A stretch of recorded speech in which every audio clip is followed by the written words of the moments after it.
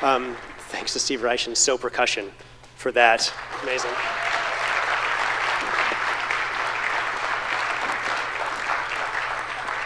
I promise I'll be very brief. Good evening. Thanks for coming out. Welcome to the Graduate Center. My name is Michael Washburn. I'm the Director of Public Programs here at the Graduate Center. As many of you know, the Graduate Center is a school of arts and sciences, a center for applied and theoretical research, and a platform for performance, conversations, and public debate. As a community of students and scholars committed to the idea that learning is a public good, we regularly offer public programs featuring eminent thinkers, cultural leaders, and distinguished artists addressing some of today's most pressing concerns. And to that end, we're delighted to present a year-long public programs initiative called Cultural Capital, the Promise and Price of New York's Creative Economy, which is an institution-wide initiative that's exploring the city's creative and knowledge-based industries through an array of conversations, performances like this, panel discussions. There's a green brochure out front if you'd like to get more information about it. We're looking at music, publishing, the arts, just the creative economy broadly defined. And tonight's conversation and performance is part of that series. The next major event in that series will be March 4th in this room, where novelist Colin McCann and Andre Osserman will be speaking to CUNY's own Bill Kelly about contemporary literature. I'd like to thank the Brook Center for Music Research, who kind of helped make this happen tonight and was a co-sponsor.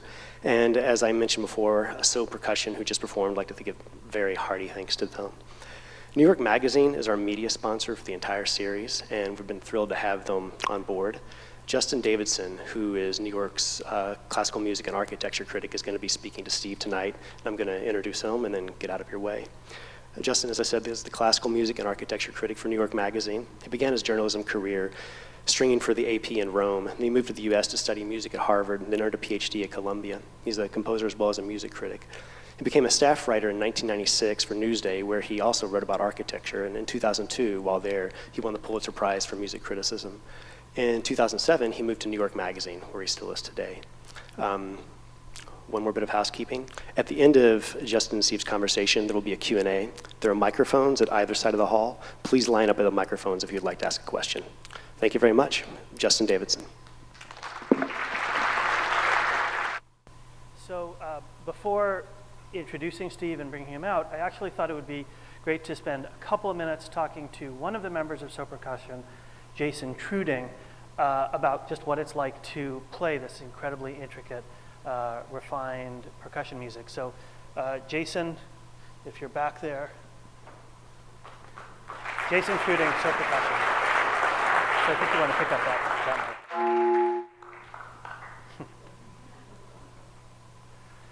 I am not Steve Reich. I'm sorry about that. Soon enough. Jason, just tell us a little bit about what it's actually physically like to get that music in your head, in your hands.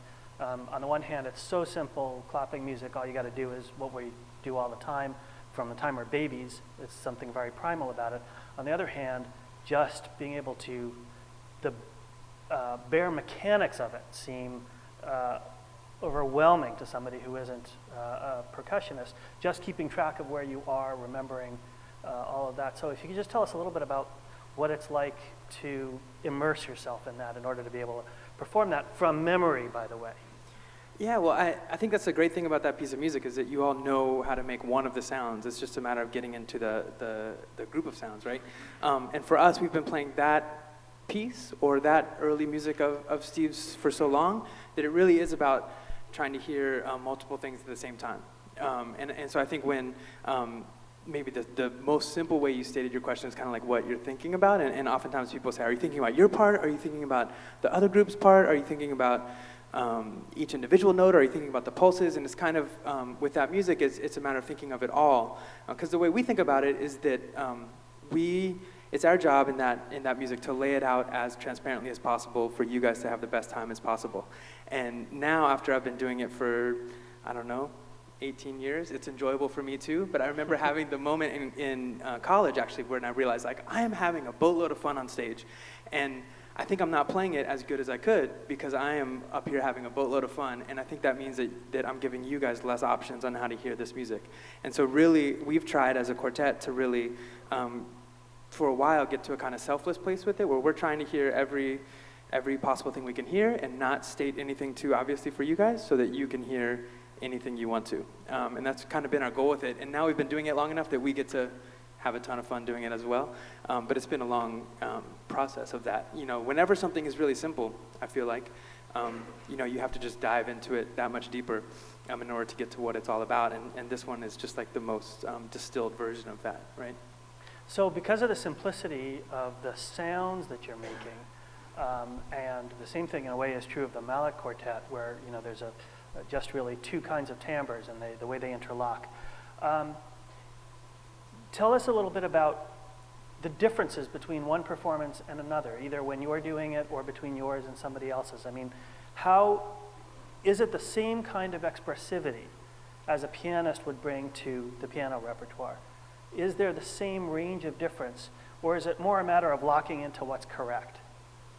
I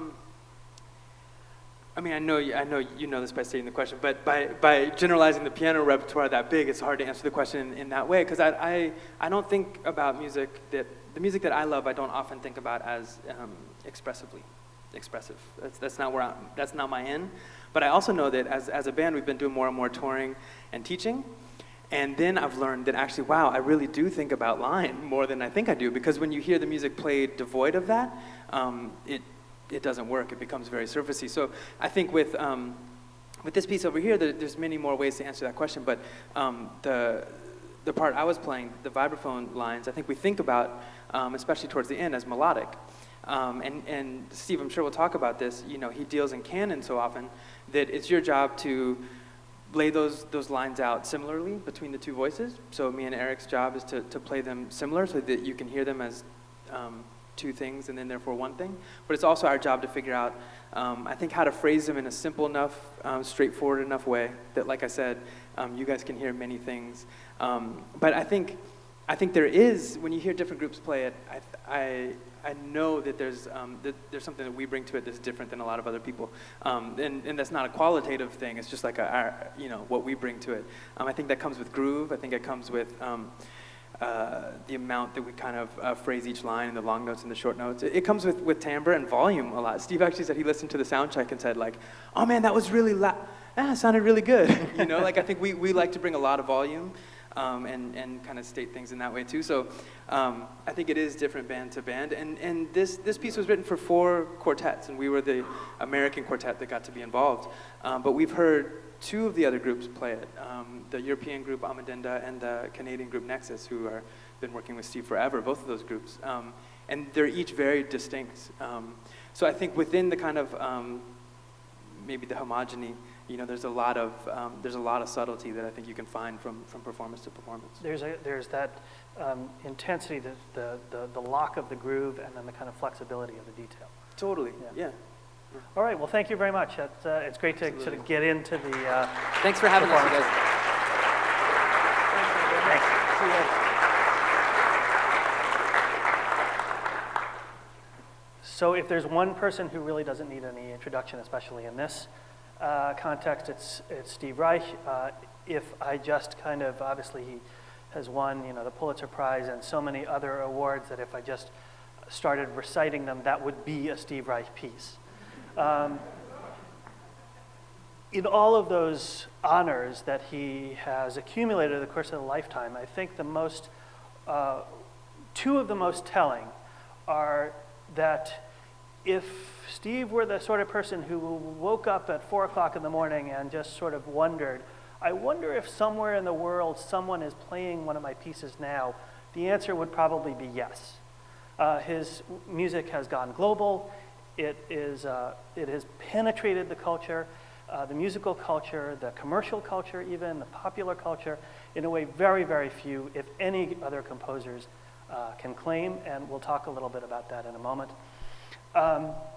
And it's not just the ubiquity, but the sense of sort of institutional celebration that surrounds Steve. I mean, some years ago, you know, I think maybe it was around his 60th birthday.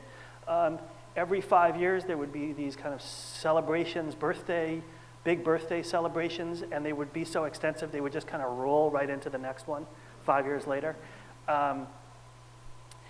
And the other way that we'll also talk about that Jason alluded to is the extent to which his music has created its own performing tradition. Very few composers can say that they lose control in a way during their lifetimes of how the music is performed. And that is a good thing, because so long as you are able to dictate to each performer what your intentions are, it's a wonderful thing, and as a composer you want to try to impose that in a way for a while. But then the fact that other musicians, other generations of musicians come along and really grow up with that music, make it their own, take it over, and start to really interpret it, that is just an incredible source of satisfaction, not only for the composer, but for the whole musical world. And again, there really aren't that many living composers who can claim to have sent so much music out into the world and have it really imbue the lives of so many musicians. And we had a really good example of that. So I'll just say one other thing about Steve before bringing him out, which is when we talked before, the one thing he asked me not to ask him about was how it all started. He's been talking about that for a very long time. So what I said I would do is just give you a tiny intro so that then I can ask him about it, because if I haven't mentioned it at all, I won't be able to talk to him about it. So without him here, so he can't correct me, I want to just mention the beginnings in a piece called It's Gonna Rain. And the interesting thing about that piece is that it's a piece of recorded speech. And recorded speech has come back in his music many, many times. And we'll talk about that too. But that was the source material. It was a preacher, sort of a sidewalk preacher in San Francisco, talking about the end of the world, and it's gonna rain as part of this prediction. And he recorded it and copied it so that he was playing it in sync on two different tape recorders. But this is the mid-1960s, and the tape recorders are not turning in precise digital sync. So as they mechanically turn at slightly different speeds, the two recordings go out of phase with each other. And of course, anybody who knows Steve Reich's music at all knows that word and how important it is. The idea of two different events happening, moving slightly out of phase with each other. And as they move more and more out of phase, you get all of these very interesting and complex interactions between these two things that start out the same, and as they complete the phase, come back to being the same, but in between are playing on that strange interaction of asynchronicity. The reason I wanted to mention that is because what I want to ask him about is how that very mechanical, analog idea gets translated into the digital world. We now no longer have the possibility of that idea even ever emerging, because there's no such thing as tape heads moving at different sync. So with that, we'll ask him about that. Please welcome Steve Reich.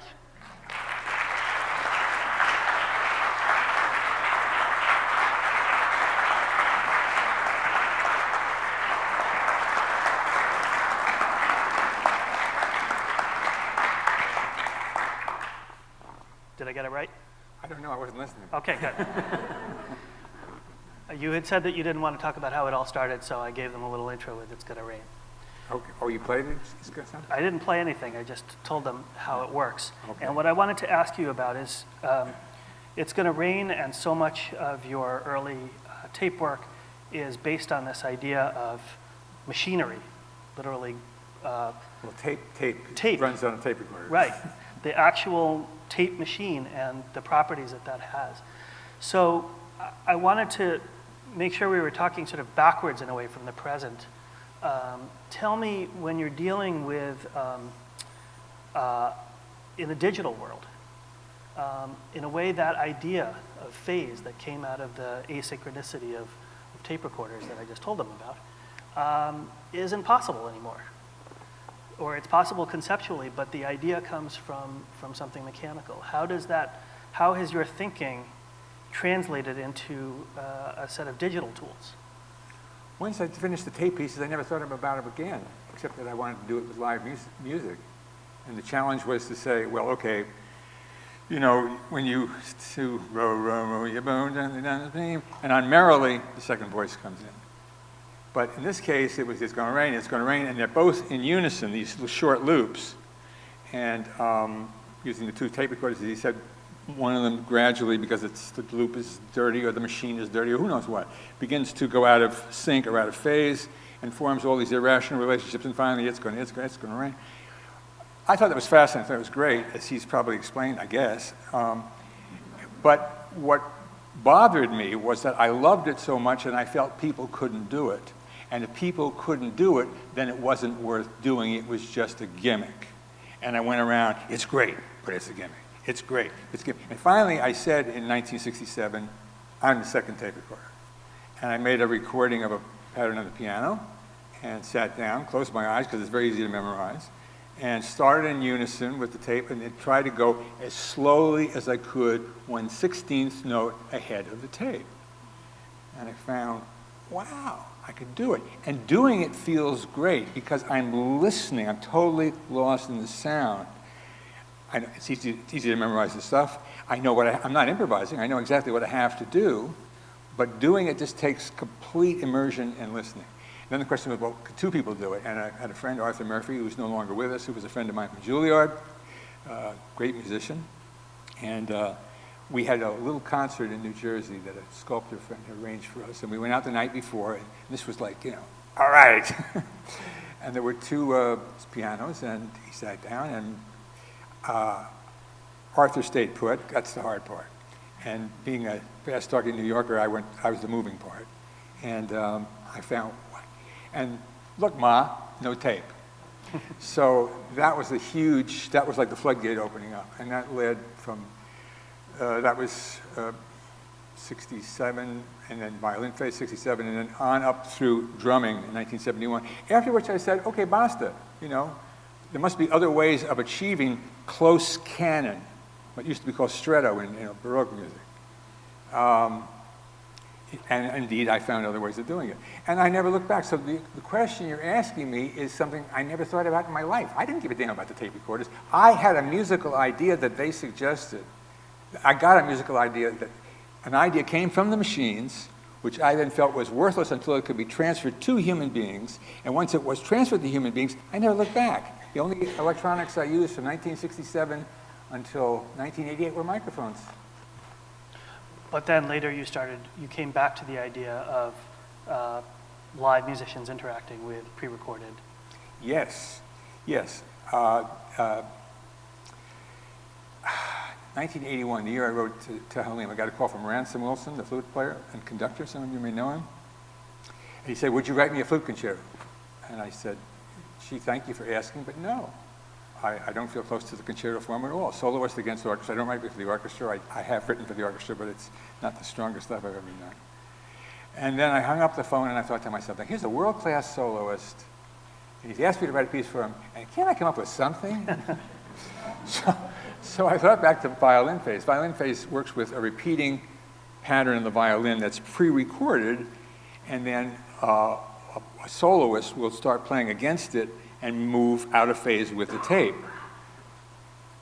So I called Ransom Wilson. I said, look, Ransom, I said, I don't know if you'll even consider this, but would you be willing to play flute and then change to alto flute and then change to piccolo to kind of extend the range of what you're playing, both on the bottom and on the top? And would you pre-record patterns and then play against them live in performance? We'll make the pre-recording and then we'll have a recital piece, but not your usual recital piece. He said, great. And we went out to LA, actually, and it was recorded I don't know, I think it was the Capitol Tower or something like that, when EMI was still producing, when Angel was still producing records in America. And that was the first of the counterpoint pieces. Then later, Dick Stoltzman with clarinet, another piece. And Pat Metheny, the jazz guitarist, led to electric counterpoint, and then Maya Beiser with Bang on a Can led to cello counterpoint. Basically, with the soloist playing against pre-recordings of themselves. It can also be done with 11 flutes or 8 cellos or what have you. But to tell you the truth, it's actually better with a tape. And when I say tape, there is no more tape. You go looking in Manhattan for audio tape, they'll say, where have you been? You know, is your name Rip Van Winkle, or you know, what have we got here? So it means computers nowadays. Everybody has inside of their computer a multi-track recording system. So when they perform these pieces, basically, there's a laptop in the room somehow. And that has stayed with me, not out of any desire or affection for the, as a practical means to create a recital piece for a soloist, which can also be an ensemble piece. So it's about economy. It's about amplifying the means. It's about writing a piece that can be played a lot and played, you know. I mean, you know, there are lots of different versions of the Messiah. Some of you may know that. Because when Handel was doing, you know, some tenor was sick, or, you know, somebody was out of town, or there weren't enough forces. So, you know, he was a practical musician. So that's the way, I was on the road 40 years with my ensemble. So you develop a very practical attitude of like, how can we achieve a good musical result? Well, let's see, the best way, I think, is for these pieces is against the pre-recording. But, you know, if they want to do it, you know, with live players, fine. And sometimes they do it as kind of a festival atmosphere to have, you know, 11 electric guitars. And is the recorded material for you a dialogue between the person that you're seeing and experiencing on the stage and something outside that? Does that represent anything, or is it just sound? Are you confusing the ear between what's live and what's recorded?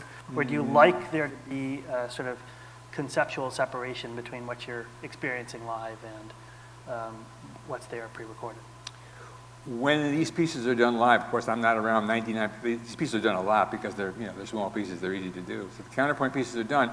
If I'm around and I'm running the board, then I want to make sure that, you know, it isn't a question, is it live or it's Memorex? You know, the soloist, he or she is heard, and you know when they're playing, and the tape is the tape. But it's another question.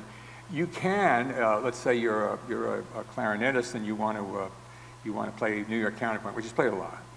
You can go to Bootsy and Hawkes, and you can rent a tape. First, it was made by Dick Stoltzman, and then I think a newer, more probably a more idiomatic recording was made by Eben Ziporin, who used to be with Bang on a Can All Stars. He's now up at MIT. And you can play against Stoltzman, or you can play against Eben Ziporin.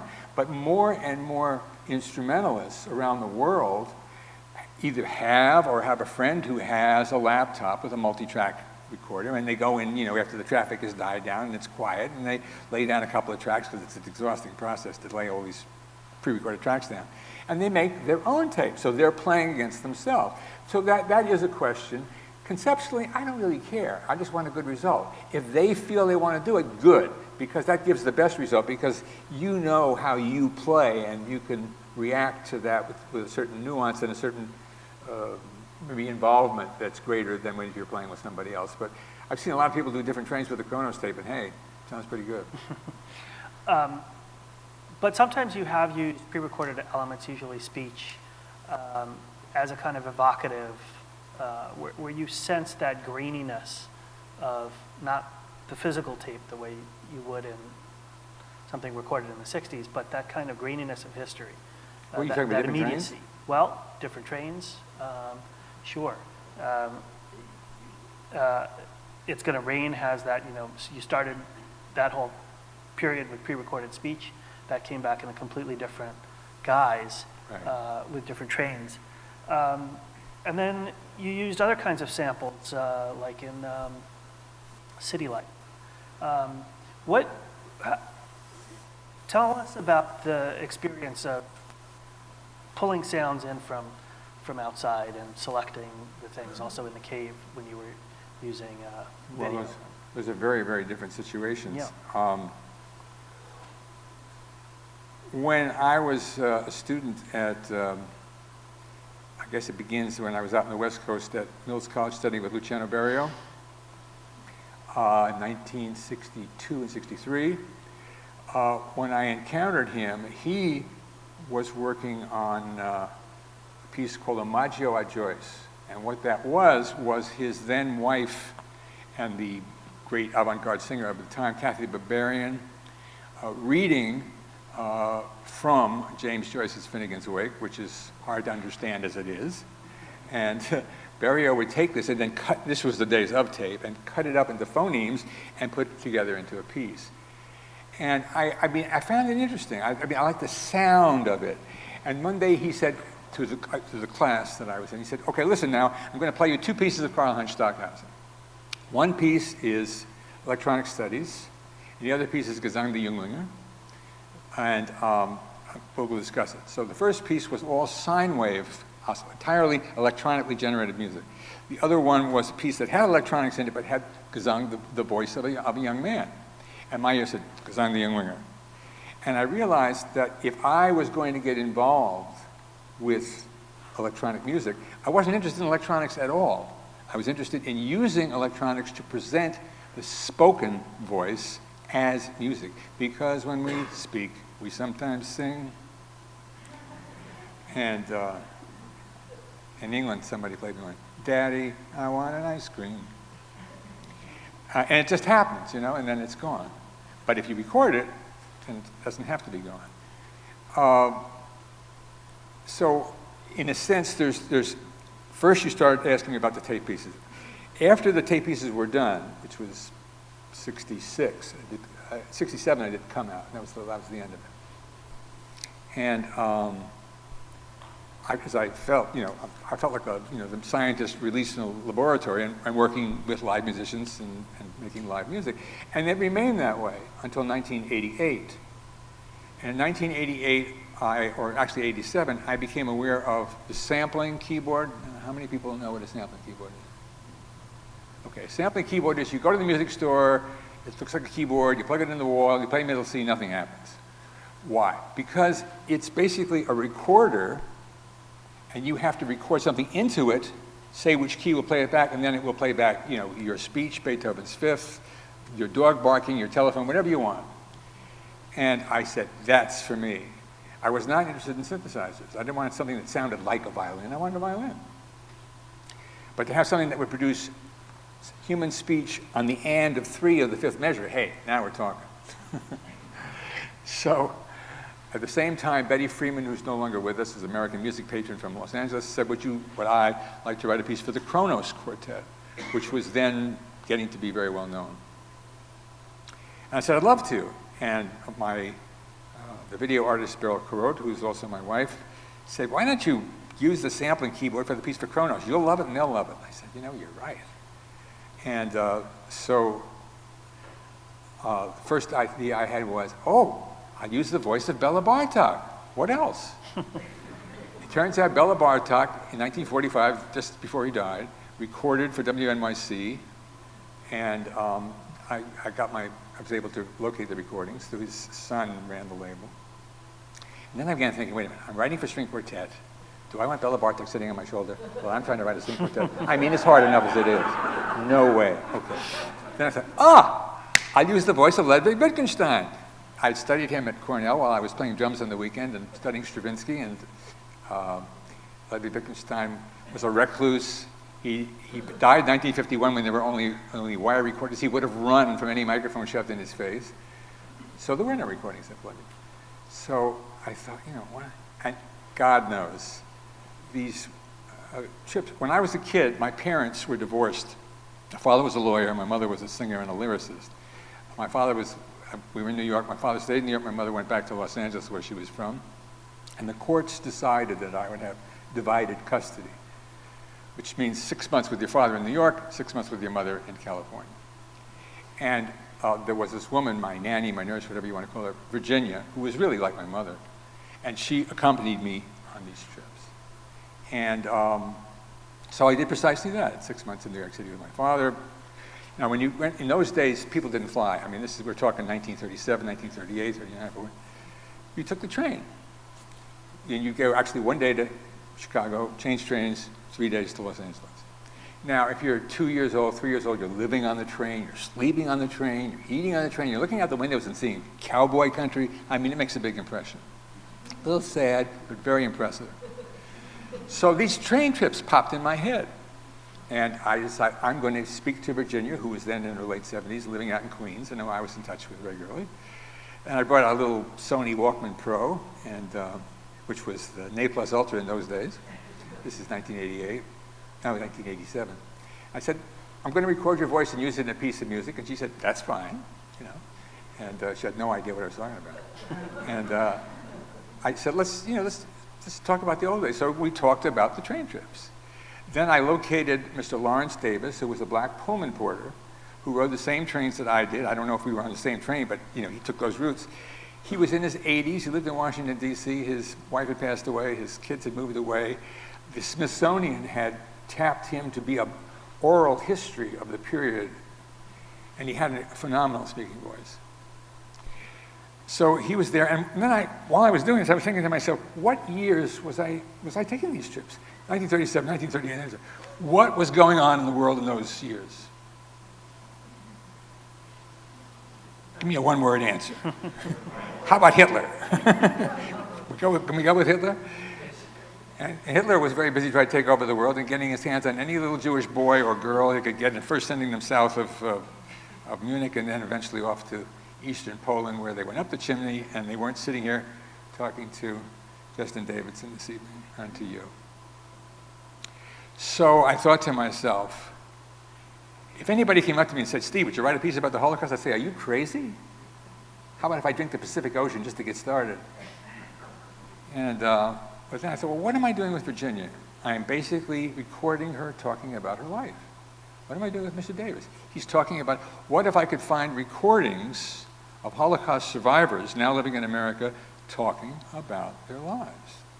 And that's exactly what I did up at Yale. They have an archive. There are other archives as well. And I went up there for 2, 3, 4 days and, you know, heard these amazing stories, some from people with a more musical voice than others, and brought these back, and this became the raw material for different trains. And the rule that I set for myself was, if it's a woman speaking, the viola will double her, and if it's a man speaking, the cello will double him. What will the fiddles do? They'll double the train whistles. And I went to J&R, and some of you look to me like you're old enough to remember what J&R is, a record store down near City Hall where we used to live. And there's a section, there was a section for trains. I mean, there are you know, aficionados or nuts, depending on how you want to look at it, who collect train sounds. So I started frequenting these bins, and they had, you know, like American train, which are, by the way, beautiful, long-held fourths or fifths in musical intervals. And they had European trains, which are these shrieky triads way up high in range. And they had one wonderful one called Trains in Trouble, which was the locomotive. And it had great grunts and groans. So anyway, well, I took all this stuff and out of this long, well, not so, it was a very inspired piece, to put it in simple English. And I was working on something new, the idea of taking the ideas that had been back in '67, which you could say are just like music, but of course they're just recordings of speech, and saying, no, this is really music. It's going to be part of a string quartet, or actually 3 string quartets. And so different trains came about, and it changed Kronos's life in the sense in which they then began touring with an engineer and playback equipment. And it changed my life because while this is 1988, I was getting telephone calls, or no, there weren't no emails in those days, were there? Faxes, you remember faxes, that lasted about 15 minutes, didn't it? From Europe saying, would you write us an opera? I mean, Phil Glass was writing an opera, John Adams was writing an opera, why shouldn't I write an opera? Well, I don't like operatic voices, and I really have no feeling for acting singers, so that's a very good, operas take you 3 or 4 years. You don't want to do something that you don't really believe in, or you're committing professional suicide. So I would say, oh, thank you so much, I really want, but no.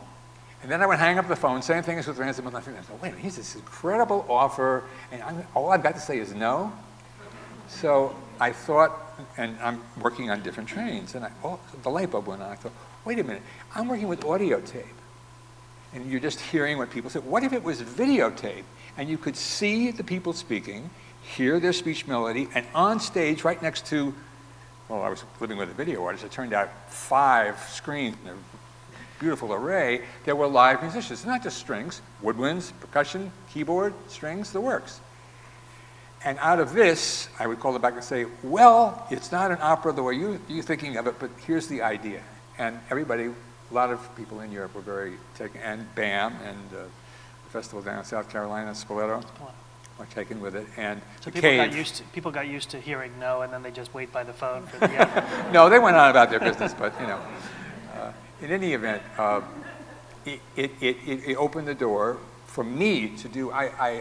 We use the word video opera, but I think the first title was music video theater piece. But I mean, that's such a mouthful. So we said video opera. And we're talking about the Cave now. We're talking about the Cave, and then later, at one Details. the Cave was on 5 separate screens, which makes life very difficult to create DVDs or anything like that. The next piece was called, after a number of other pieces that each of us did separately, called Three Tales, and that was done on one screen, and that was about technology. The Cave, in a nutshell, is about the cave of Machpelah, which you find in the book of Genesis. And it's the cave in the town of Hebron, about 30 miles south of Jerusalem, where Abraham buried first Sarah, and later he himself was buried, and then his son Isaac, and Isaac's wife Rebekah, and then Jacob and Leah. Rachel is unfortunately buried elsewhere. And this is the only place on earth in a very, very, very, very, very, very tense town where Jews and Muslims pray together at different times. And so the piece was basically based on interviews made with Israeli Jews, Palestinian Muslims, and Americans. And it was in 3 acts. And the questions were, who for you is Sarah? Who for you is Abraham? Who for you is Sarah? Who for you is Hagar? Who for you is Ishmael? Who for you is Isaac, in order of appearance? And out of those answers, and a great deal of editing, first from Beryl doing the rough edit, and then doing the fine edit, we created the libretto, which is basically the interview text that we made. And then the next piece, the Three Tales, was about, you remember when there was a big brouhaha about we're going into the new millennium, Y2K, the world's going to explode, whatever. And it didn't, thank God. And so we were asked to do a piece about the 20th century. And Beryl and I both felt that the most remarkable, and this will get finally back to what you were talking about, that the most remarkable thing about the 20th century was the development of technology. My father, who's no longer around, was born in 1904, and he used to tell me about gas lights and horse-driven trolleys going down Broadway. So, I mean, if you had a sort of space camera and you're watching the development of the world, it would be like huge speed up when you hit 1900 to 2000. Just, it's the pace of change, which of course we feel today very keenly, is markedly different there. So that piece consisted of it consisted of early 20th century, the Hindenburg disaster, the Hindenburg explosion, not the general, but the Zeppelin. Bikini, not the bathing suit, but the atoll in the Pacific where the hydrogen bomb was tested after World War II, and Dolly, not hello, but the sheep, the cloned sheep. And the last part consisted of interviews with scientists, some of them, Dr. Watson, who discovered DNA, a lot of people that a lot of you would know. And that became the libretto, edited up for that piece. So the idea of working with technology has been a sideline, but after the Cave, I took in 2002 we finished Three Tales, and I felt if I see one more sample or anything like that, I'm going to get sick. And for 7 years, I wrote instrumental vocal music only. And it wasn't until 2009, 2010 that David Harrington called me up and said we want another piece, and I wrote WTC 9/11 about 9/11. I was just going to get to that. It's amazing how many different strands of your artistic life you can trace back to the beginnings. I mean, we talked about canon, we talked about recorded voice, talked about technology phase, and one of them, I mean, is this sense of you going to the well of history or going to the well of events. You sometimes forget that it's going to rain is a moment in history. It's not just abstract sounds. It's a moment in time. It's actually quite evocative to hear that particular sound quality, that voice, that sort of outdoorsiness of it. So when you get to WTC 9/11, and you also wrote a piece about Daniel Pearl, Yeah, there's no recordings of Daniel Pearl. That's no, his text. Yeah. but there's this other thread of kind of historical reference. Daniel Pearl, the Wall Street Journal reporter who was kidnapped and murdered in Pakistan. What I'm interested in is, what is your role, what's your relationship to these historical events? I understand when you were talking about technology, where the source material comes from, where your inspiration comes from. What are you giving back in a way to our sort of cultural understanding of, or sense, tactile sense of these events? I mean, we live in a world where these things are so well documented in so many different ways. What does it mean to experience some aspect of 9/11 through your music? I'm not making documentaries. I'm a composer and I'm writing music. Ultimately, the subject of everything I've done and the subject of every opera ever written mean absolutely nothing. Zero. You love Wagner if you are a Jew who hates him because he was a proto-Nazi, because he's a great composer. And if you can't live with the contradiction between somebody who's, an evil SOB and a musical genius, I suggest you find another planet. So I'm not out to do anything but be a selfish composer, doing what I want to do because I'm interested in it, and I dearly hope that you will love it too. But if I don't love it, there is no way on earth any of you are going to care for it at all. That is guaranteed, not just for me, but for any composer. If the composer isn't, Wagner really, really, really, really cared about Nordic mythology. It expressed his inner vision. If you go to Met and you ask the audience at whatever, the Meistersinger or whatever, what do you know about Nordic mythology? You'll go, well, is Thor one of them, Because it just doesn't matter. What matters is that Wagner was totally possessed by it, and he take that possession into the music. And that goes for every composer. I mean, was it Aida about the opening of the Suez Canal? It was performed, yeah. Yeah, I mean, do you care about when the Suez Canal was opened? But some people enjoy Aida, right? Because the music works. And if the music in the cave and Three Tales and different trains and whatnot doesn't work, then my subject matter is irrelevant. It's just a footnote. But it's very important to me personally because it gets me going. And if I don't get going, then you don't get going. A long time ago, when I was interviewing you, you were talking about your experience of past music. And one phrase that stuck in my mind, and I don't know how much it reflects your feelings now, or even whether it reflected your feelings then, but you were talking about your interest in canon and Baroque music, and then sort of said, basically, you begin to be interested in historical music around Stravinsky, around the turn of the century. And the phrase I remember you saying is, after Beethoven, I'm out of there. And I was wondering if over time you have recovered any affection for music that you didn't care for or that didn't mean that much to you when you were younger. No. Moving on.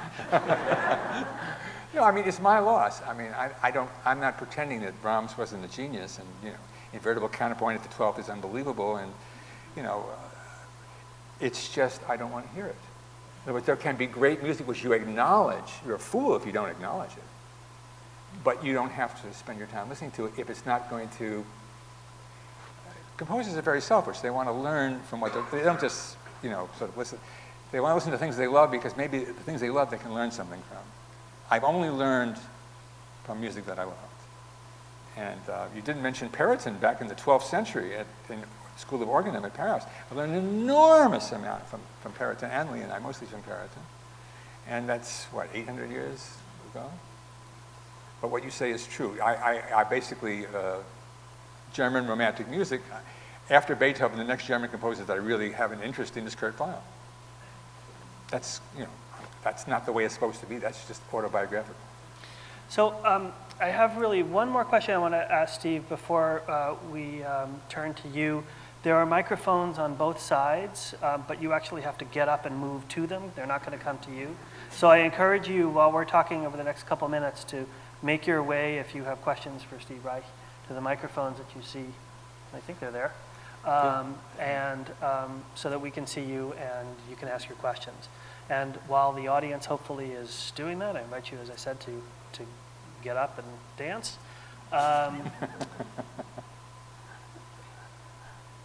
We saw a group of young but very experienced musicians who have really grown up with your music, playing these pieces with you and then without you.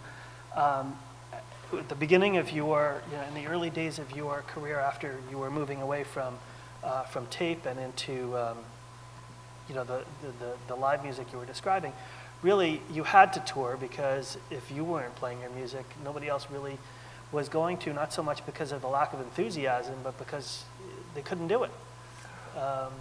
What's it been like for you to see multiple generations now of young musicians really grow up with your music and take it over and kind of make it their own? It's been wonderful. It's been absolutely wonderful. I mean, I think if I had to say, what's the nicest thing that's happened in the last 20 years, I would say that musicians all over the world are playing my music. I mean, what more could any composer ask for? I remember being in London, not a few years back, and seeing Colin Currie, who's a percussionist that one of the great percussionists of our time, who basically plays solo concertos, but put together a group called Colin Currie Group, and they played drumming, which is an hour-long piece. He didn't mention drumming or music for 18, which is supposed to be, there's no electronics at all beyond microphones, but those are the pieces that most people know of now. And they did drumming with these, young guys, and I just knocked my socks off. I was just so taken with I wanted to kill him, because my group could never have done that. The energy and the ease that they brought to it was just, we were trying to figure it out. How do we do this? And does so that's it very sound different? Oh yeah, they were playing sort of expressionistic, a lot more dynamic change, and just they're making it more expressionistic. So is the authentic, if this means anything, is the authentic document of, the sort of the authorized, composer-sanctioned interpretation of drumming, the version that you did for Nonesuch? Well, the real early version is on Deutsche Grammophon. Yeah. 1974. Right. No, I'm very delighted. I mean, wouldn't it be wonderful to have the Fifth Brandenburg Concerto with Bach playing the harpsichord solo? I mean, come on, that's a recording we need. So it's great to have. I mean, when I was at college, I had Stravinsky conducts Stravinsky, and if it wasn't Stravinsky, forget about it. And it wasn't until, I don't know, several years after that, somebody said to me, "Did you hear Boulez conduct the Rite of Spring with Cleveland?" I said, "No." And they said, "Well, you ought to take a listen," and I did. So the good news is that as a composer, time is on your side.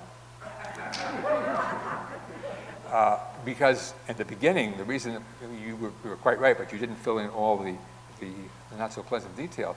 When I was working in the area like around piano phase, violin phase, up through drumming, I mean, nobody would play the music, because what was going on politically in the musical world was that basically you had to, I don't mean it would be nice, I'm saying you had to sound like Stockhausen, Boulez, Berry, or Cage, or you are a fool, and please don't waste my time.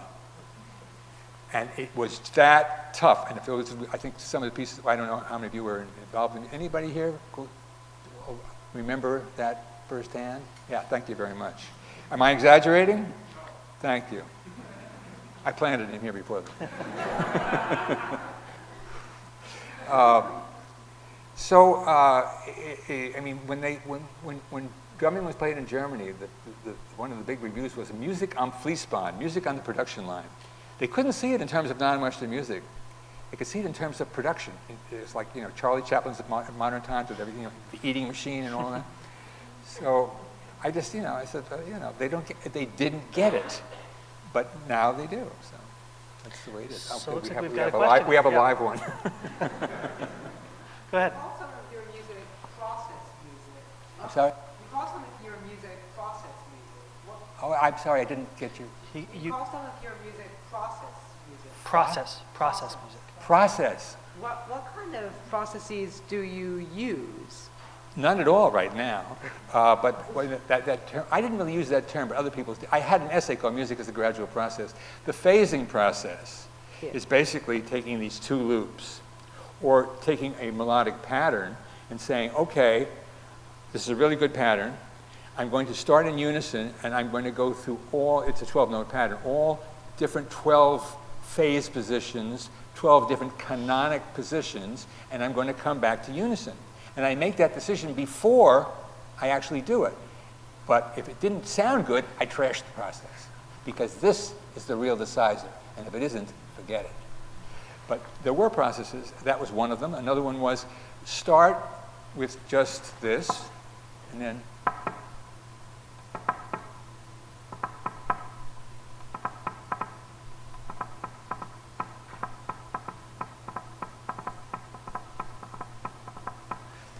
what I did was to substitute sound for silence.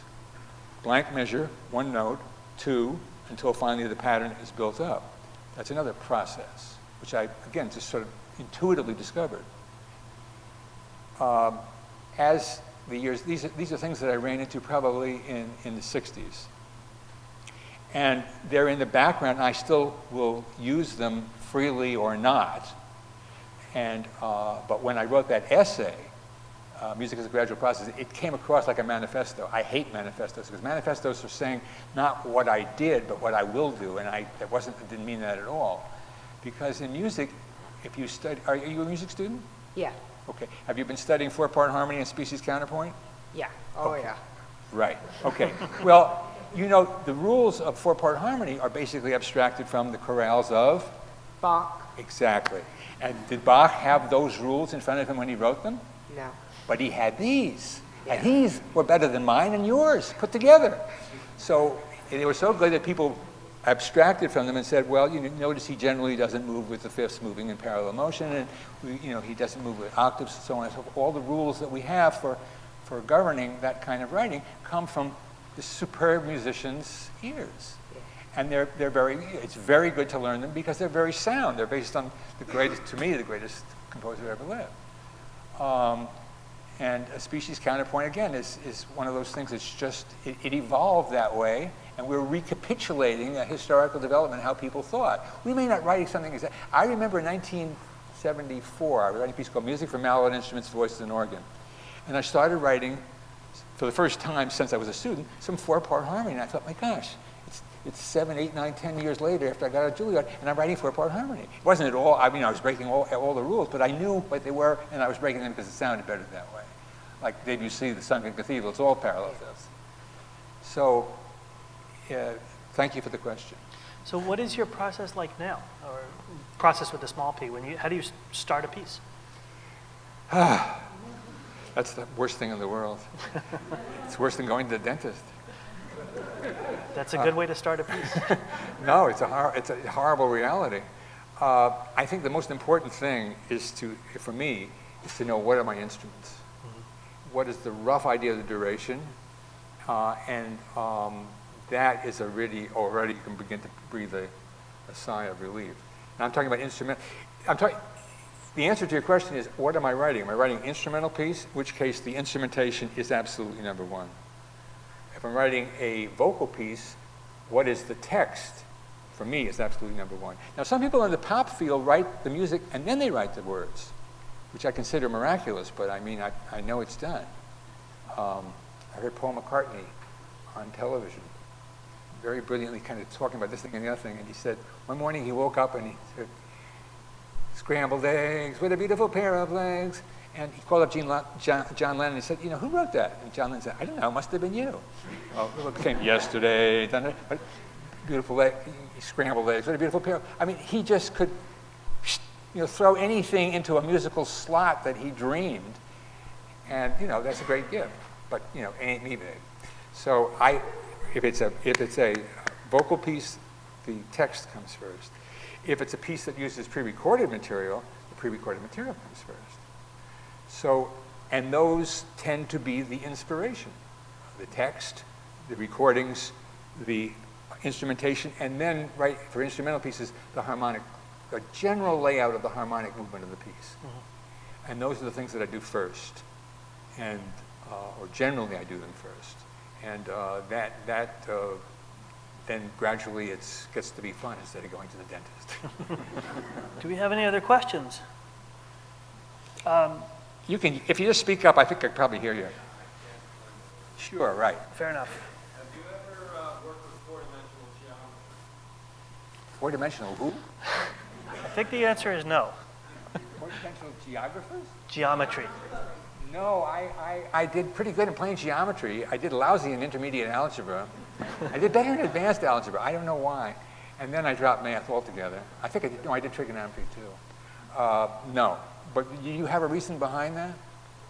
Many spaces in the same space at the same time. That's four-dimensional geometry. Many places in the same place.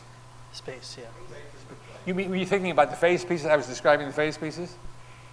Yeah. I don't know if have you heard any of It's Gonna Rain or Come Out or piano phase or drumming or any of those pieces?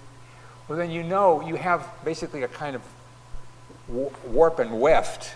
You have all these different repeating the same pattern in different rhythmic positions, and it generates lots of different sub-melodies.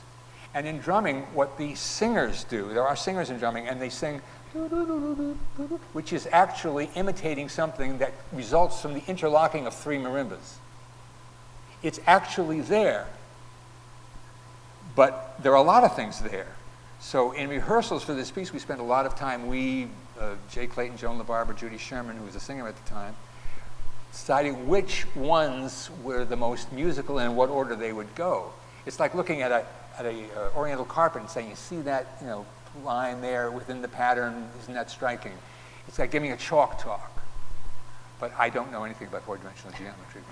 I'll take your word for it. We had a question all the way in the back. What are you working on now? What are you working on now?